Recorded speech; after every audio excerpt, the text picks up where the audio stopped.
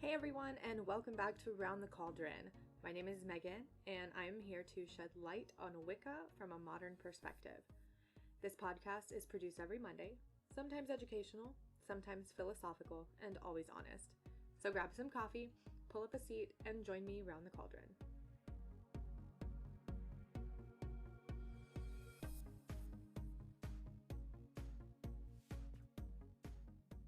Hey guys, thanks for joining me for episode 20.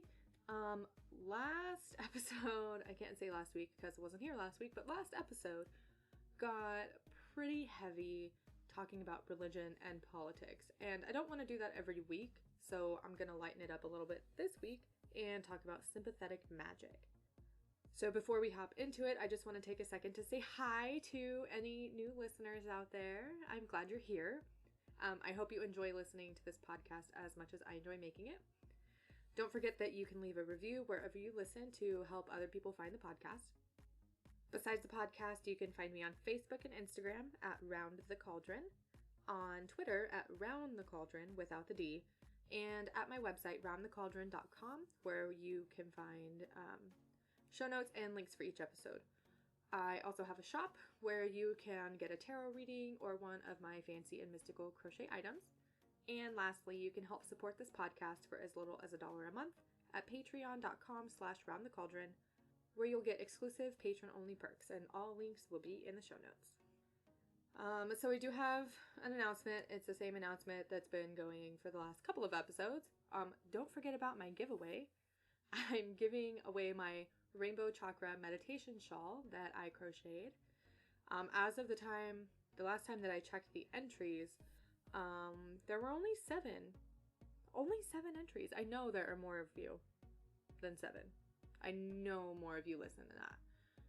So if you want to enter to win a handmade rainbow, beautiful colored crochet shawl, then head over to my website, roundthecauldron.com, click the link that says giveaway, and enter to win.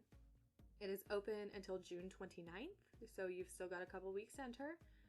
And it is open internationally, so if you're not in the US, that's okay. I will cover all shipping costs and all of that stuff. So, check it out and good luck. I also wanted to announce that I'm going to do something a little different at the end of the show. I'm going to have like a little bonus section. So for this bonus section, I'm going to explain what the heck happened to me last week and why I kind of disappeared for a minute. But I don't want to make my episodes too convoluted with things like that and, life updates and whatnot. But I know there's some people out there who would enjoy seeing that your modern witch is just your regular average person that has a life and has things that happen. Oh, and forewarning, the bonus section, I will probably not be censoring my mouth. So feel free to skip the bonus section if you don't want to hear it. Anyway, so let's move on. We'll get to the bonus section later at the end. But let's talk about what sympathetic magic is. So the Merriam-Webster dictionary defines sympathetic magic as follows. Magic based on the assumption that a person or thing can be supernaturally affected through its name or an object representing it. So when we think of magic and spells, we don't really think of something like sympathetic magic.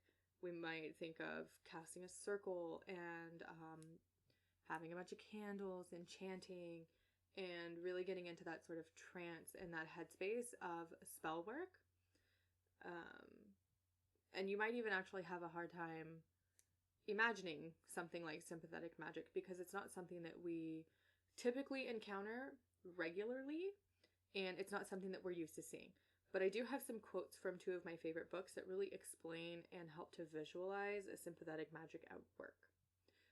So the first one comes from Janet Farrar and Gavin Bone. I've spoken about their book before, The Inner Mysteries. So it's in their first chapter, and this is where they're discussing their theory that witchcraft has its roots in shamanism. So their quote says, and this is on page 1 and 2, if any of you have this book or will want to buy it. They say, looking at cave art and archaeological artifacts, we can theorize that the earliest magical practices came about when Homo sapiens began to migrate east and west from Africa. Their magic revolved around the most basic instinct of mankind, survival. Imagine the following scene. In a firelit cave, a man dresses in deerskin and dons an antlered headdress. He begins to chant. The chant grows into a grunt, the grunt into a recognizable hern call of the rutting stag. As he slowly circles the fire, the other male members of the tribe come out of the darkness. Each grasps a stick as though it were a spear. At a given moment, they lunge on the costumed figure. In a frenzy, they symbolically kill the stag. By doing this form of magic, they see themselves as successfully procuring meat for the tribe on the following day's hunt. Not hut, what the heck. I promise I can read. Anyways, their example of sympathetic magic goes back to our roots as a species and what we as a species did for survival. And I can't imagine that back then, however many thousands of years ago that was, that we as a species really had a name for that. Or that they would even think that what they were doing is that. I'm not sure. I wish I could travel back in time and witness it. But it is a magical experience regardless. Now, my next example of sympathetic magic comes from Margot Adler and her book Drawing Down the Moon. Her example is more recent, and it allows us to really connect with the idea of sympathetic magic in a modern way. So she explains here that she was visiting a farm where a couple lived who were part of a coven in Colorado. It says, "Now, what did magic mean to this group of witches? And how would their definition differ from the notion commonly held by the public that never fails? She always comes in and meows at the door." Sorry, kitty. What did magic mean to this group of witches? And how would their definition differ from the notion commonly held by the public and from the views of scholars? What, in fact, was a real instance of magic at the farm? Although this group has now disbanded, I visited the farm in 1974 and 1976. On a hot and dry day, 4 of us, myself, 2 weekend volunteers who were studying with the coven, and 1 full-time member, were asked to go down to the river, which habitually dried up in the late summer until, by September, nothing remained but a cracked riverbed. Each year, as the river dried up, the fish inhabitants died. Our project was to catch the dying fish in 2 buckets and fill an entire small truck with the creatures, which would then be used as composting materials for an organic garden. A few of the fish were floating on the surface, but most were still quite lively and dashed away to survive a few more hours, perhaps days. It was slimy, messy, and unsuccessful work. At the end of 3 hours, we were caked with mud up to our thighs. We returned with only 2 buckets of fish. It seemed an impossible task. When we arrived back at the farm, Michael said that he would go back with us to the river, that the job was possible, and that, more to the point, the fish were needed. I was skeptical. In the truck on the way to the river, he spoke a few words about magic. This may have been the only time I heard the word during my stay at the farm. Magic, he said, is simply the art of getting results. He noted that the fish were dying and that they might as well be put to good purpose fertilizing the earth. He impressed upon us the necessity for our actions. Michael then began to describe how bears catch fish with their paws. He asked us to visualize ourselves as bears, to place ourselves in the position of a hungry bear in need of food.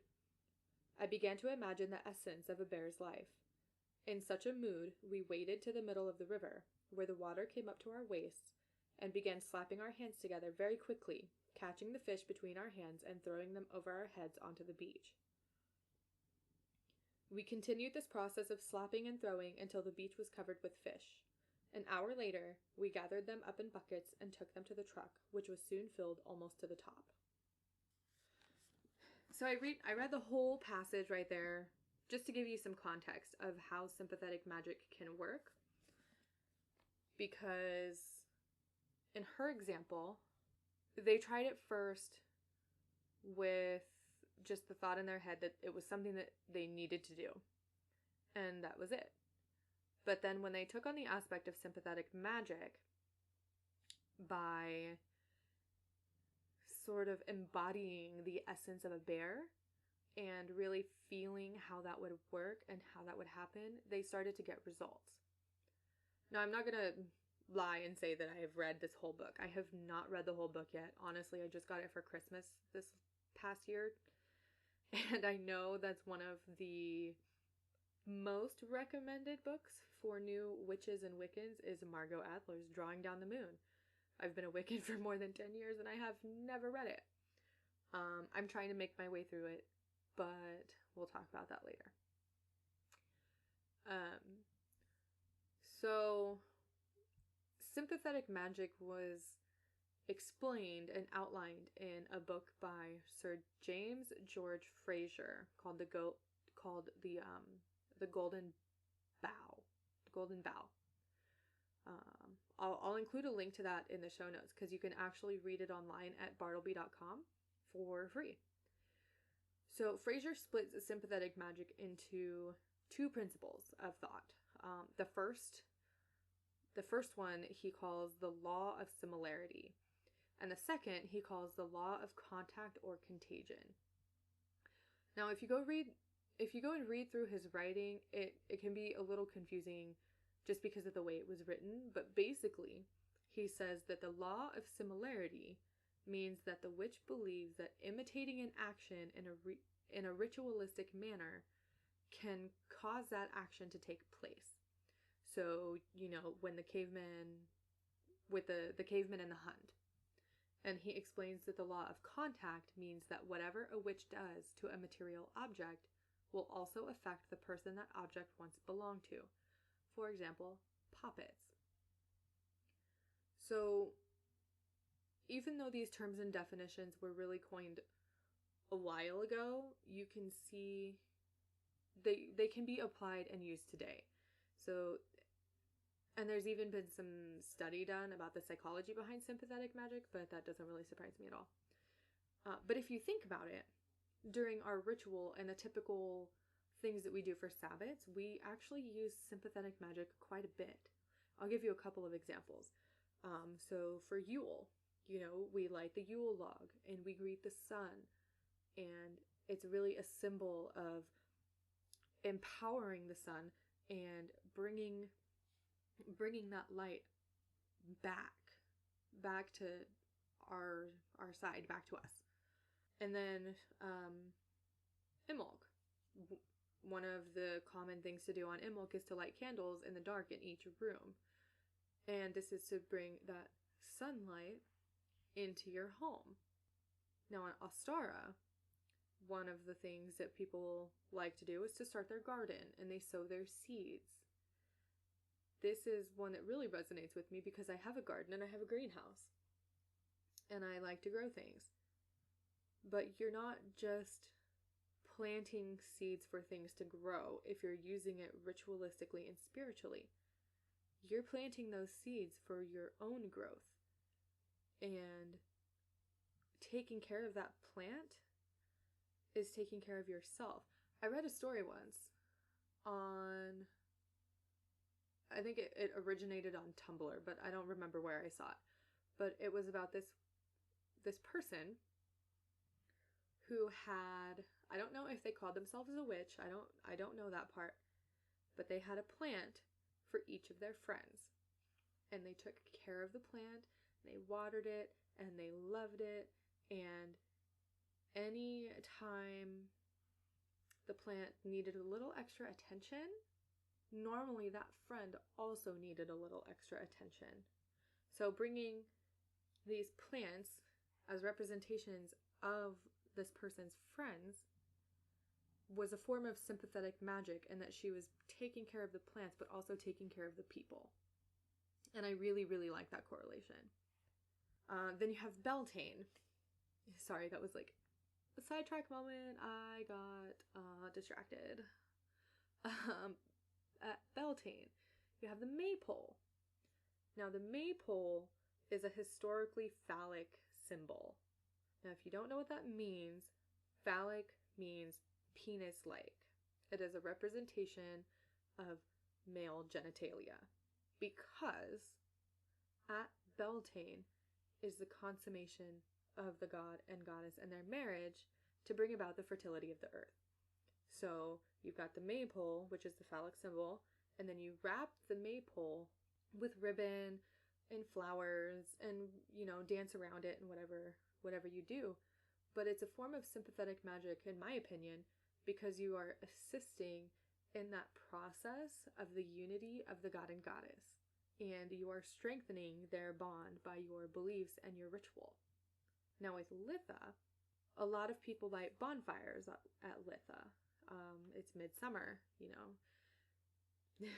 You light a bonfire at Litha to boost the energy of the sun for the rest of the growing season. If that's not sympathetic magic, I don't know what is. You're using the fire as an essence for the sun, as a representation of the sun. So you light the fire, and the bigger the fire, the more energy the sun is going to have for the rest of the growing season. It works. And then you have drawing down the moon. Now, I've never done this myself. I've wanted to, but I've never been in a space physically and mentally and emotionally where I would feel confident enough and ready to handle drawing down the moon on my own. And since I don't have a coven, I am not comfortable doing it on my own. But with drawing down the moon, I don't know if it would be a form of sympathetic magic. I don't know, but it popped into my head when talking about sympathetic magic, when going through my notes. But with drawing down the moon, you're entering a trance and you're bringing the essence of the goddess into yourself, however you believe that to happen. Now, at this point, it could be sympathetic magic because you are the representation of the goddess. I don't know how to explain it, but it was in my head. Sympathetic magic can be used outside of Sabbats too. So if you think of things like poppets, one of the most common misconceptions about witchcraft is that everybody uses a voodoo doll. Now, that's not the case, but a puppet is a really, really, really, really, really good example of sympathetic magic. And this would go along with Fraser's idea of the law of, I don't know, what did I say? Law of contact? Law of contagion? Law of contagion? I had it written down here somewhere. The law of contagion, the law of contact. So whatever a witch does to a material object will affect that person that the object once belonged to. So, okay, yeah, so poppets. So when you make a poppet and you're using the law of contact, normally you would include something that belonged to the person that the poppet is representing.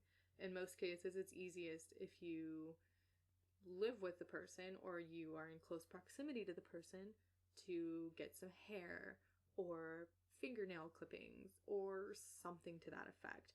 Or if you get, I don't know, a piece of clothing that once belonged to them and they don't use it anymore, or they don't want it anymore, or they're going to donate it, and you make the poppet out of that. That would work too.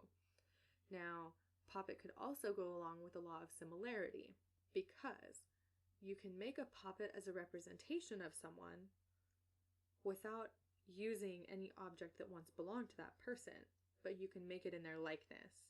So something that I've seen before is making a poppet and then taking a picture of the person that the poppet is supposed to represent and cutting out their face and putting that on the head of the poppet.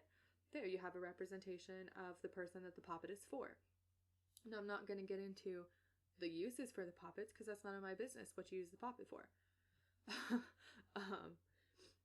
Another thing that would be an example of sympathetic magic is like a spell jar. So you want to do, oh God, what is that jar? Like a honey pot. You want to sweeten someone up. would use Sympathetic Magick because I believe the honeypot requires something of that person's. So, or their name, or their photo, or the same way that a poppet works.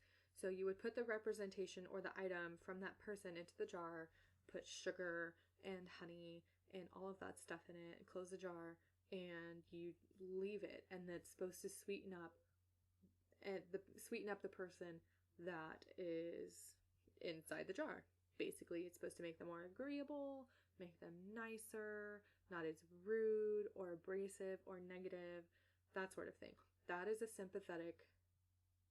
form of sympathetic magic, because you're not actively casting a spell. So, and I'm sure there are like a million other ways that you can bring sympathetic magic into your life to really make the changes that you want to see, or do the things that you need to do. Protection, healing, banishing, binding, hexing, cursing, I don't judge. You do you. Just because it's not for me doesn't mean it's not for you. I'm just here to explain how it works, or how I think it works, because I'm not an expert, and I'm not a physicist, and I'm not a psychologist. So yeah, you can do like healing puppets, witches' ladders. Oh, that's one I didn't talk about, witches' ladders. So I read something a long time ago, and it's just stuck in my head, that sailors, before the time of motorized boats, and they would actually have to sail by the wind, would tie knots in a cord, and they used those as a representation of the wind. So if it was like too windy and they were getting blown off course, they'd tie another knot in the cord to tie up the wind and make it stop or slow down. Now, if they needed a gust of wind in their sails, they would untie a knot to let the wind loose, to let it go. That is a perfect example of sympathetic magic. You can also do arts and crafts. If you want, oh gosh, this is really law of attraction like, I think. But see yourself getting what it is that you want, or what it is that you need. So say, for example, you really, really need a new car, and you're an artist and you can paint. So get yourself into a trance state of mind and paint. Paint that car, the one that you want or the one that you need, with yourself sitting in the driver's seat. You're happy, you're singing along to the music, everything's peachy, it's yours, and that's it. Manifest those changes for yourself. That is a form of sympathetic magic. I'm sure there's so much more that you can do with sympathetic magic, but that's all I got for now, because I'll talk about it in the bonus section. So until next time, everyone, bye.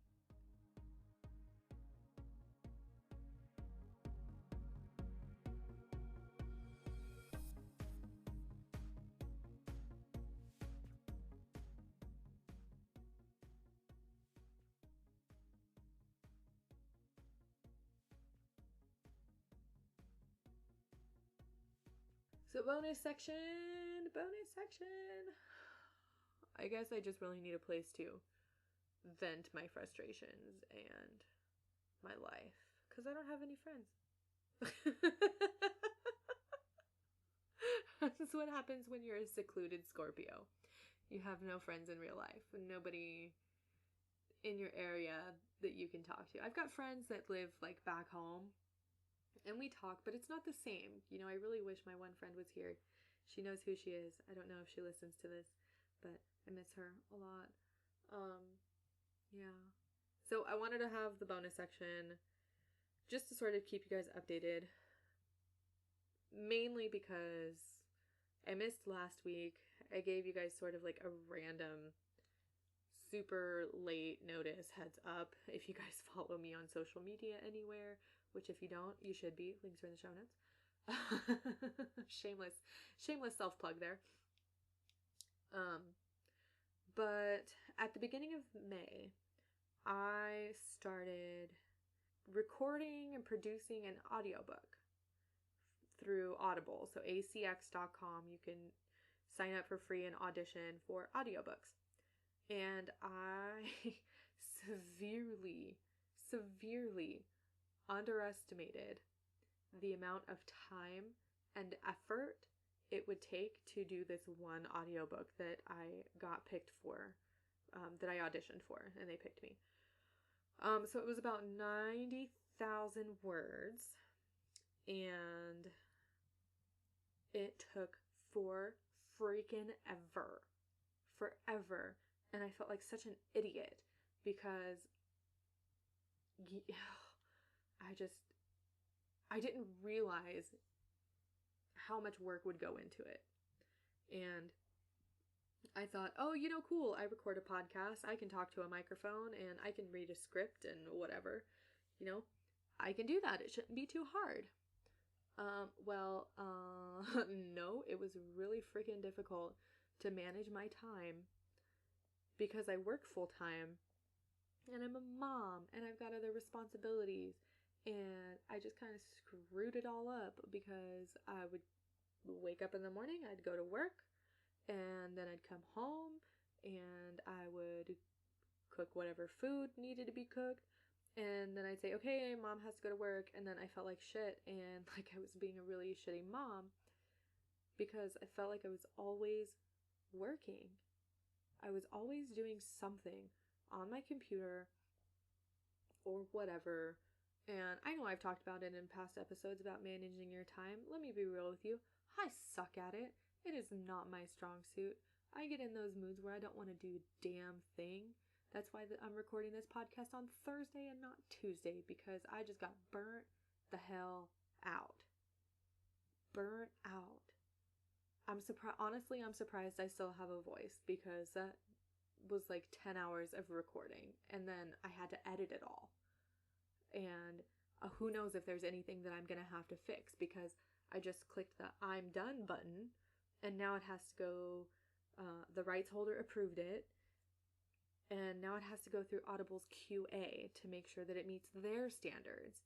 So, I'm sure that for being the first audiobook that I've ever done, and for being the first time I've ever hardcore edited audio, there's going to be a bunch of stuff that I have to fix. So I haven't even bothered auditioning for another one, even though I want to, because I like to torture myself. Yeah. It would just be, honestly, it would be so much easier if I didn't have to work, but this is the real world, and I have to work.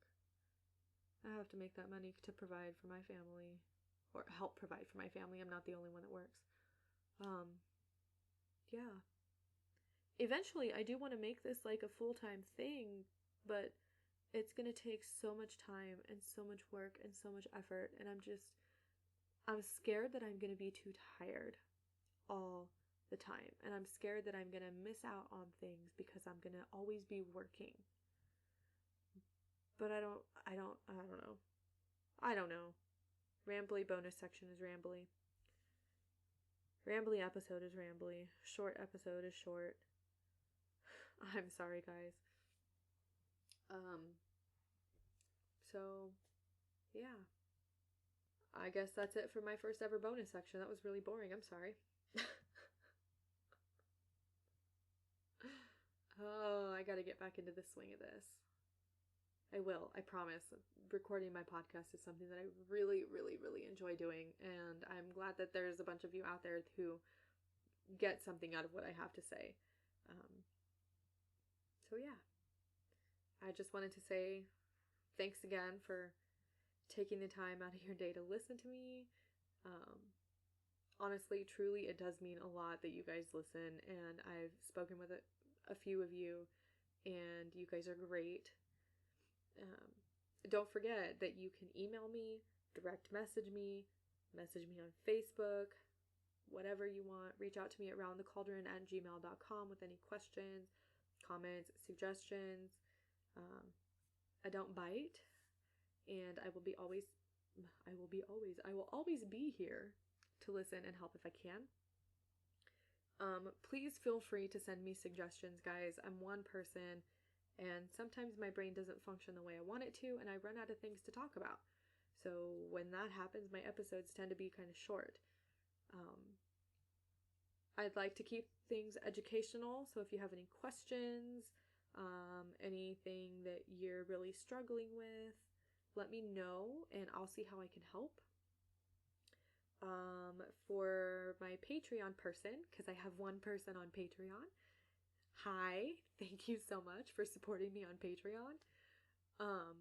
I am thinking about starting like a Google Hangouts thing through Patreon. If you're in, I haven't decided what tier, probably the $5 and up tier. I don't know. I'll figure it out. But I've thought about doing that where one Saturday a month I get together, I sit down, hop over on Patreon and have like a live video chat with my patrons, if anybody else decides to join me in the time of this episode, and when I actually decide to make that a thing. Yeah, so you can support me on Patreon, support this podcast, help me meet my goal of maybe being able to quit my day job. Oh, good luck with that. I need to take my own advice and manifest my desires. That's what I gotta do. So please consider supporting this podcast through Patreon at patreon.com/roundthecauldron. For as little as $1 a month, you can get patron-only exclusives, which include early access to episodes before they go live, guided meditations, and whatever the hell else I decide to put on there. Follow the show on social media and at roundthecauldron.com, where you can find educational articles, show notes, links, and more.